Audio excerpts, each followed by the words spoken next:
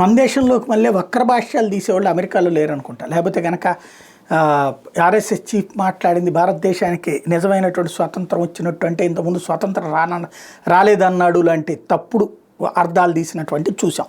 అమెరికాలో అయితే ఇప్పుడు ఎలన్ మాస్క్ లాంటి ఓపెన్గా చెప్తున్నాడు, ఇప్పుడు నిజమైనటువంటి స్వాతంత్రం వచ్చింది, చొరబాటుదారులు తరిమివేయబడుతున్నారు, శరణార్థులు తరిమివేయబడుతున్నారు.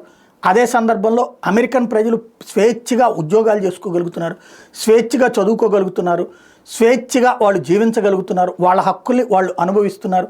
అదే సందర్భంలో వాళ్ళని ఇబ్బంది పెట్టే వాళ్ళని అవతలకి పంపించేయడం ద్వారా వాళ్ళ స్వేచ్ఛ వాళ్ళకి ఇచ్చాం.